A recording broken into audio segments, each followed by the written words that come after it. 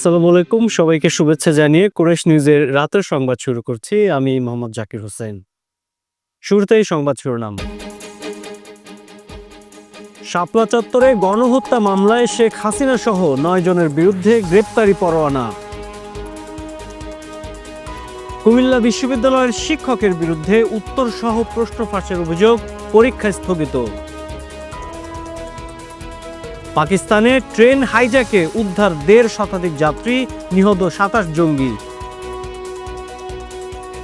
এবং টানা দ্বিতীয় সেঞ্চুরিতে ব্রাদার্সের বিপক্ষে মোহামেডানকে জেতালেন তামিম ইকবাল। এবারে বিস্তারিত, শুরুতেই জাতীয় প্রসঙ্গ।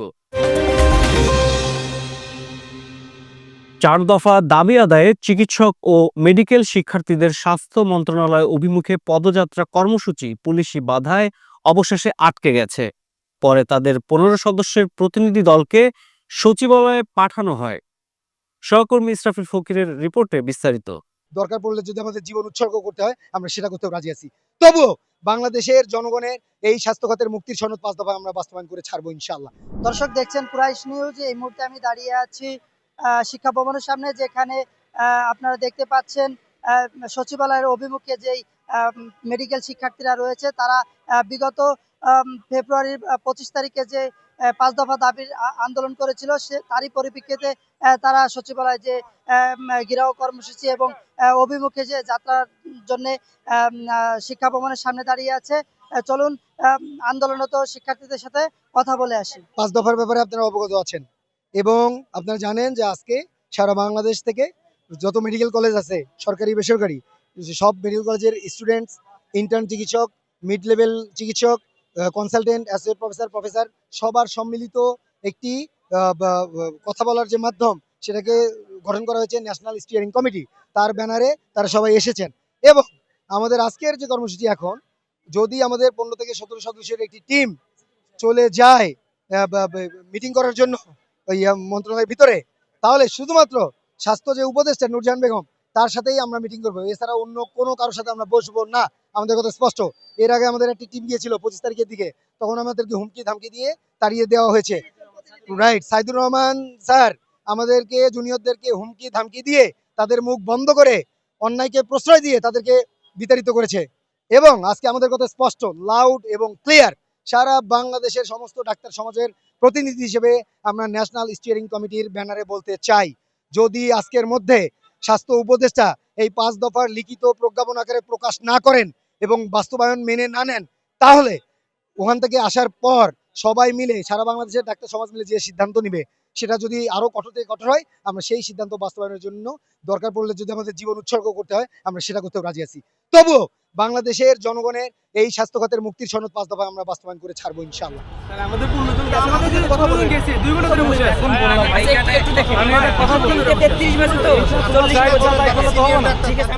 আমাদের 5টা দাবি নিয়ে আমরা একত্রিত হয়েছি। আমাদের 5টা দাবির মধ্যে আমাদের মেইন দাবি যেটা, সেটা হচ্ছে কোনো এমবিবিএস এবং বিডিএস ডিগ্রি ছাড়া বাকি যারা আছে, কোনো ধরনের ডিপ্লোমাধারী অন্য কেউ, তারা কেউ ডাক্তার পদবিটা ব্যবহার করতে পারবে না। এটা আমাদের প্রধান দাবি। এছাড়া এটা ছাড়া আমাদের আরো 4টা দাবি নিয়ে আমরা একত্রিত হয়েছি। আমাদের দ্বিতীয় যে দাবিটা আছে, সেটা হচ্ছে আমাদের একটা ওটিসি ড্রাগ লিস্ট আছে, যেটা হচ্ছে ফার্মেসিতে মানে তারা প্রেসক্রাইব করতে পারে। কোনো ডাক্তার ছাড়া, এর বাইরে কোনো ওষুধ কোনো ডাক্তার ছাড়া প্রেসক্রাইব করতে পারে না। কিন্তু দেখা যায় যে আমাদের ফার্মেসিতে মুড়ির মতো এই ওষুধগুলো বিক্রি হয়, যেটার কারণে আমাদের পেশেন্টদের প্রচুর ক্ষতির সম্মুখীন হয়। আমরা আসার পরে তাদের অ্যান্টিবায়োটিক দেবে, অন্য কোনো দিয়ে রোগীকে সুস্থ করতে আমরা পারি না। তো এই ড্রাগ লিস্টটা আমাদের আপডেট করতে হবে আন্তর্জাতিক মান উন্নয়ন অনুযায়ী। এছাড়া আমাদের কিছু হচ্ছে বর্তমানে যে সমস্যাটা দেখা যাচ্ছে, সেটা হচ্ছে স্বাস্থ্য সুরক্ষা, চিকিৎসক সুরক্ষা যে আইনটা আছে আমাদের স্বাস্থ্য সুরক্ষা আইন। দেখা যাচ্ছে যে কিছু পাতিনাতে, এলাকার পাতিনাতে যে কোনো সময় যায়, মহিলা যে আমাদের চিকিৎসক থাকে বা যে পুরুষ যে চিকিৎসক যারা থাকে তাদের উপর হামলা করে। এটার কোনো সুস্থ নিরাপত্তার কোনো ব্যবস্থা আমরা নাই, আমরা নিরাপত্তাহীনতায় ভুগি। তো এটা নিয়ে একটা সুস্পষ্ট আইন জারি করতে হবে, যে নিরাপত্তা আইন যেটা আছে সেটা আরো জোরদারভাবে প্রণয়ন করার ব্যবস্থা করতে হবে। এছাড়া আমাদের বর্তমানে যে হচ্ছে চিকিৎসক সংকট, এটা আমরা দেখতেছি। আমাদের দেখা যায় পেরিফেরিতে হয়তো 10 জন ডাক্তারের দরকার, কোনো উপজেলা স্বাস্থ্য কমপ্লেক্সে, সেখানে 2 জন ডাক্তার দিয়ে 10 জন ডাক্তারের কাজ করানো হয়। আমরা অপারগ এই চিকিৎসা দিতে 2 জন ডাক্তারের পক্ষে কখনোই 10 জনের চিকিৎসা সেবা দেওয়া সম্ভব না। এক্ষেত্রে প্রান্তীয় মানুষ যারা আছে, গরিব মানুষ যারা আছে, তাদের হয়তো স্বাস্থ্যটা আমরা ঠিকভাবে সুনিশ্চিত করতে পারি না। তো এটার নিরসনের লক্ষ্যে আমাদের অবশ্যই খুব দ্রুততম সময়ের মধ্যে 5 থেকে 6,000 ডাক্তার নিয়োগের ব্যবস্থা করতে হবে। যেহেতু এখন বর্তমানে পর্যাপ্ত পরিমাণে ডাক্তার আছে, তো এখানে গত 3 বছরে যেখানে কোনো ডাক্তার নিয়োগ হচ্ছে না, এই নিয়োগটা খুব দ্রুত সময়ের মধ্যে বাস্তবায়ন করতে হবে। এবং আমাদের সর্বশেষ যে দাবিটা সেটা হচ্ছে যে বর্তমানে কিছু মানহীন মেডিকেল কলেজের কথা বলা হচ্ছে, যেখানে যে শিক্ষার মানটা একটু কম আছে। তো এই মেডিকেলগুলো, যে 26টা মেডিকেলের কথা কিছুদিন আগে হয়তো বলা হয়েছিল, এই মেডিকেলগুলো মান উন্নয়নে চেষ্টা করতে হবে অবশ্যই, যদি মান উন্নয়ন যেভাবে সম্ভব হয়, কারণ এখানে অনেকগুলো স্টুডেন্টের জীবন জড়িত আছে, তাদের জীবনের জন্য কোনো ক্ষতি না হয়, এই ডিরেক্টলি বন্ধ করে দিয়ে সেটা আগে নিশ্চিত করতে হবে। সেক্ষেত্রে যদি কোনোভাবেই সম্ভব না হয় যে মান উন্নয়ন, সেক্ষেত্রে যদি দরকার হয় মেডিকেলগুলো কলেজগুলো বন্ধ করে ওই স্টুডেন্টদের উপরের কোনো মেডিকেল যেগুলো আছে, ভালো মেডিকেল যেগুলো আছে, সেগুলোকে ট্রান্সফার করার ব্যবস্থা করতে হবে। সারা দেশে মেডিকেল শিক্ষার্থীদের যে 5 দফা দাবির আন্দোলন তারা চালিয়ে যাচ্ছিল, তারই একটি আজ পূরণ হয়েছে, কিন্তু বাকি 4টি এখনো পূরণ হয়নি। তাদের প্রতিনিধি 6 জন এখনো সচিবালয়ে রয়েছে। এই ছিল এখনকার মতন।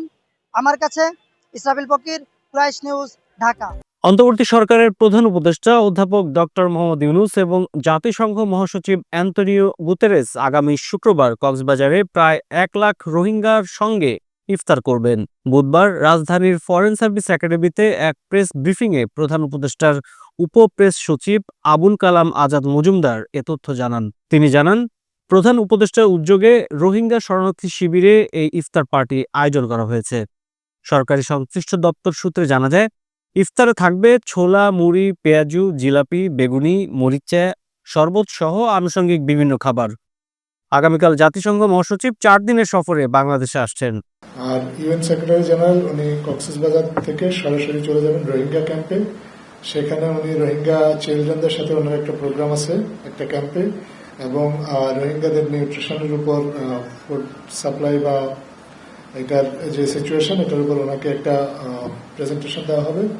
এই প্রেজেন্টেশনের পরে উনি চলে যাবেন হচ্ছে রোহিঙ্গাদের কালচারাল সেন্টারে। রোহিঙ্গাদের যে কালচারাল অ্যাক্টিভিটিসগুলো আছে এগুলো উনি পরিদর্শন করবেন। পাশাপাশি রোহিঙ্গা যে ইউথ যারা আছে তরুণ, তাদের সাথেও উনি বসবেন এবং উনি একটা লার্নিং সেন্টার ভিজিট করবেন ওইখানে কক্সবাজারে। ওনার এই প্রোগ্রামগুলো শেষ হয়ে গেলে উনি রোহিঙ্গাদের সাথে ইফতার করবেন। এই রোহিঙ্গাদের সাথে ইফতারে মাননীয় প্রধান উপদেষ্টা ওনার কক্সবাজারের প্রোগ্রাম শেষ করে ওনার সাথে ইফতারে জয়েন করবেন। আমরা আশা করছি মাননীয় প্রধান উপদেষ্টা এবং জাতিসংঘ মহাসচিব এই দুইজনের সাথে 1 লক্ষ রোহিঙ্গা ইফতারে যোগদান করবেন।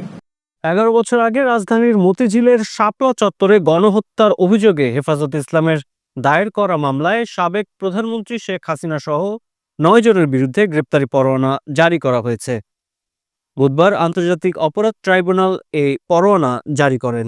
একই সঙ্গে অন্য মামলায় কারাগারে থাকা সাবেক স্বরাষ্ট্র প্রতিমন্ত্রী শামসুল হক টুকু, সাবেক আইজিপি শহীদুল হক, সাবেক সেনা কর্মকর্তা জিয়াউল আহসান, সাবেক পুলিশ কর্মকর্তা মোল্লা নজরুল ইসলামকে গ্রেপ্তার দেখানোর নির্দেশ দেওয়া হয়। গ্রেপ্তারি পরোয়ানা জারি হওয়া অন্যদের মধ্যে রয়েছেন সাবেক স্বরাষ্ট্রমন্ত্রী মহিউদ্দিন খান আলমগীর, সাবেক আইজিপি হাসান মাহমুদ খন্দকার ও বেনজির আহমেদ এবং গণজাগরণ মঞ্চের ইমরান এইচ সরকার।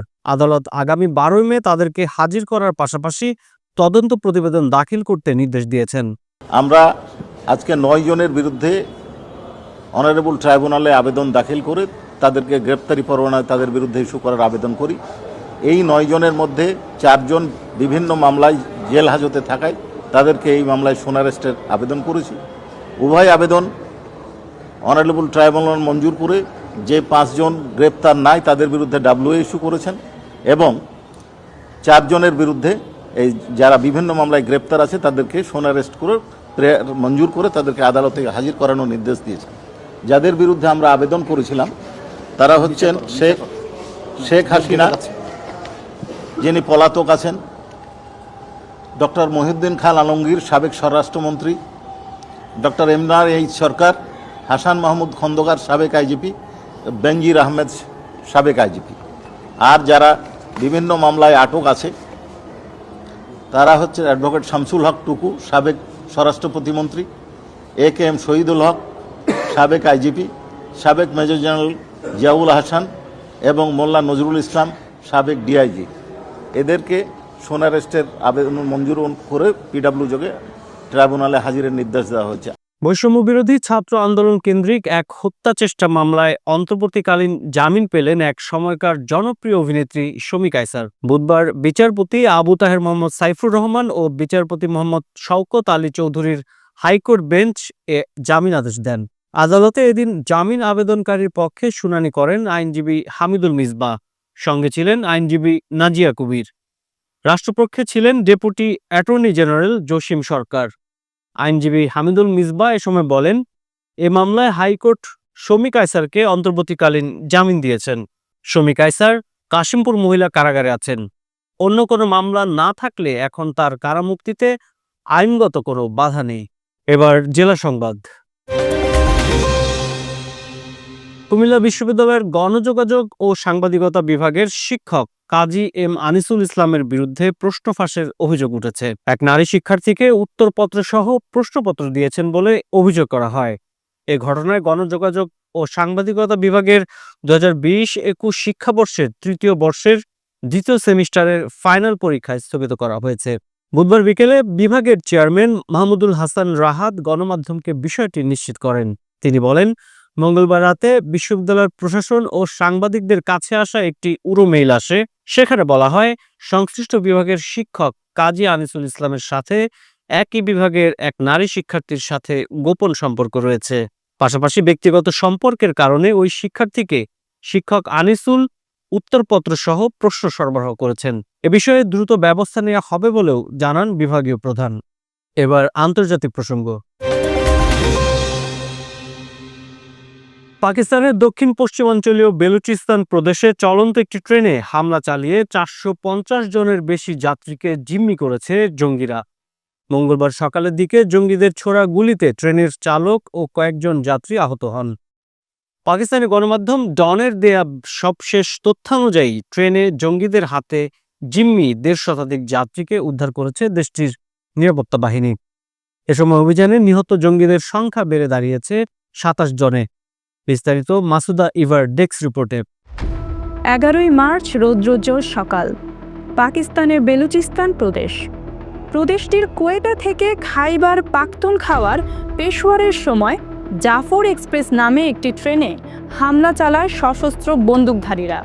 এ যেন এক সিনেমার দুর্দান্ত অ্যাকশন দৃশ্য।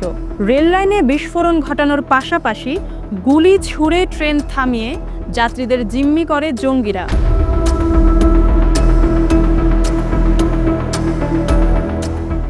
আন্তর্জাতিক গণমাধ্যমের তথ্য অনুযায়ী ট্রেনটির 9টি বগিতে 450-এরও বেশি যাত্রী হামলার সময় অবস্থান করছিলেন, যাদের মধ্যে ছিলেন সাধারণ যাত্রী, পুলিশ সদস্য এবং পাকিস্তানি গোয়েন্দা সংস্থার সদস্যরাও।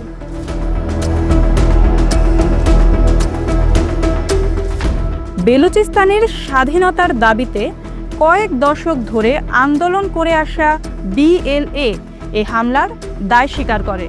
BLA এর মুখপাত্র জিয়ান্ত বেলুচ হুমকি দিয়ে বলেন, যদি নিরাপত্তা বাহিনী বা পুলিশ কোনো অভিযান চালানোর চেষ্টা করে তাহলে ট্রেনের সকল জিম্মিকে হত্যা করা হবে। তার এই হুমকির পরোয়া না করে বেলুচিস্তানের সরকার পরিস্থিতি মোকাবেলায় জরুরি পদক্ষেপ নেওয়ার ব্যবস্থা নেয়। সরকারি একজন কর্মকর্তা বলেন, যে এলাকায় ট্রেনটি থামানো হয়েছে সেটি পার্বত্য অঞ্চল হওয়ার কারণে জঙ্গিদের আস্তানা স্থাপন ও হামলার পরিকল্পনা সহজ হয়েছে।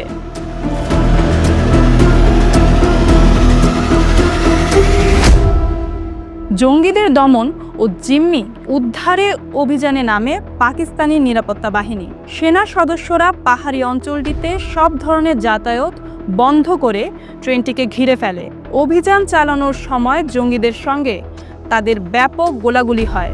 হামলার সঙ্গে জড়িতরা আফগানিস্তানে তাদের মাস্টারমাইন্ডের সঙ্গে যোগাযোগ করে, সেই সঙ্গে নারী ও শিশুদের মানব কর্ম হিসেবে ব্যবহার করে জঙ্গিরা।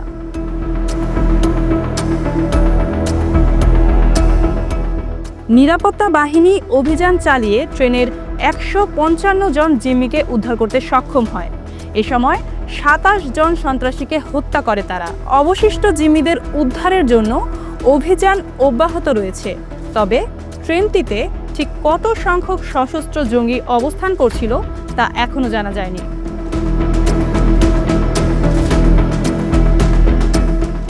যতই সময় এগোচ্ছে বেলুচিস্তান প্রদেশে এই হামলার পর পরিস্থিতি আরও উত্তপ্ত হয়ে উঠছে।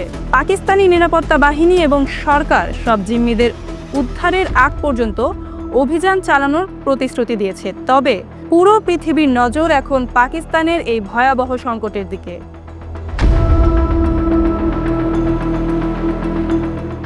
Masuda Eva, news desk, Quraish news. জানাবো খেলার খবর। ঢাকা প্রিমিয়ার লিগ ডিপিএল-এ টানা দ্বিতীয় ম্যাচে সেঞ্চুরি করেছেন মোহামেডানের অধিনায়ক তামিম ইকবাল। তার সেঞ্চুরিতে ব্রাদার্স ইউনিয়নের বিপক্ষে 9 উইকেটে জয় পেল মোহামেডান। বিকেএসপিতে অনুষ্ঠিত ম্যাচে আগে ব্যাট করতে নেমে ব্রাদার্সের হয়ে ইমতিয়াজ হোসেন সর্বোচ্চ 43 এবং আইচ মোল্লা 32 রান করেন। মূলত তাইজুল ইসলামের 4 এবং আবু হায়দার রনির 3 উইকেট শিকারে তাদের আর কেউ বলার মতো রান করতে পারেননি। 188 রানের লক্ষ্যে তারায় মোহামেডানের মেহেদী হাসান মিরাজ 4 রানে আউট হন। পরের জুটিতে কোনো সুযোগই দেননি তামিম ইকবাল ও মাহিদুল ইসলাম অঙ্কন। তামিম 105 ও অঙ্কন 75 রানে অপরাজিত থেকে মোহামেডানের বড় জয় নিশ্চিত করেন। সংবাদ শেষ করব বিনোদন অঙ্গনের খবর দিয়ে। নিউ ইয়র্কে অভিনয় প্রশিক্ষণের খ্যাতনামা স্টুডিও দ্য ফ্রিম্যান স্টুডিওতে সরাসরি অভিনয় শেখার সুযোগ পেলেন জনপ্রিয় অভিনেত্রী পারসা ইভানা। আগামী এপ্রিলে তিনি নিউ ইয়র্কের উদ্দেশ্যে দেশ ছাড়বেন। দ্য ফ্রিম্যান স্টুডিওর প্রতিষ্ঠাতা স্কট দীর্ঘদিন ধরে অভিনয়ের প্রশিক্ষণ দিয়ে আসছেন। এ বিষয়ে পারসা ইভানা গণমাধ্যমকে বলেন, কিছুদিন আগে জুমে অডিশন দিয়েছেন। স্কট নিজে তার ইন্টারভিউ নিয়েছেন। ইভানা আরও বলেন, অডিশনে তার অভিনয়ে ভীষণ মুগ্ধ হয়ে স্কট তাকে প্রশিক্ষণ গ্রহণের জন্য চূড়ান্ত করেন। যদিও এটি খুব কঠিন একটি পরীক্ষা ছিল, কিন্তু এই চ্যালেঞ্জটা ভীষণ উপভোগ করেছেন বলেও জানান হালের জনপ্রিয় এই অভিনেত্রী। সংবাদ শেষ করার আগে সংবাদ শিরোনামগুলো আর একবার। শাপলা চত্বরে গণহত্যা মামলায় শেখ হাসিনা সহ 9 জনের বিরুদ্ধে গ্রেপ্তারি পরোয়ানা।